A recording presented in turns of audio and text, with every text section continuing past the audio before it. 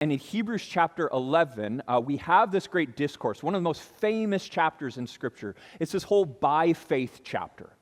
And what the writer of Hebrews does in the preceding chapters is lists all of these people from the patriarchs, from the pages of Scripture, all these people who lived by faith above all else, these people who trusted in the promises of God, even though in their lifetime they may not have seen those things come to fruition, but they lived by faith, trusting that God would one day, in one way or another, fulfill the promises that He made to His people.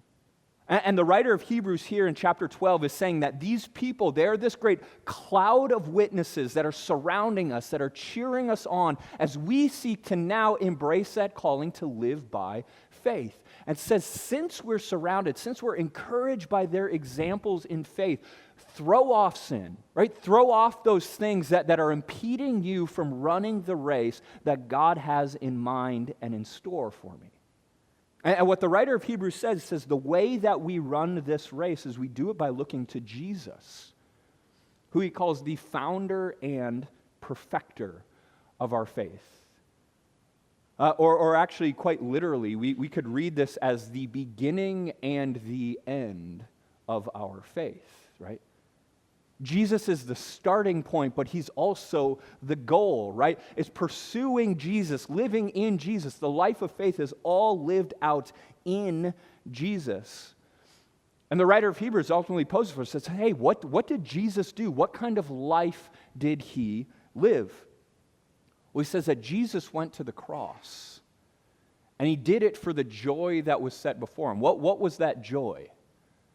Well, on the one hand, it says that he's now seated at the right hand of God, but that can't be the joy because Jesus actually had that before he endured the cross. So what was the joy?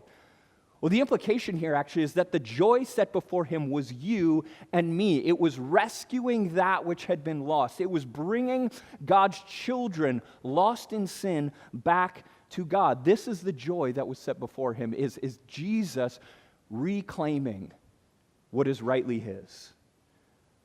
You see, all of this is to say is that the example of Jesus, what it highlights for us is that a life well lived is not found in pursuing happiness or pleasure at all costs, but a life well lived, a life that leads to true lasting joy is a life found in what? It's a life found in sacrifice. It's a life found in service to others. That this is what a good life looks like. This is what a joy-filled life looks like. It is giving ourselves away for the sake of others.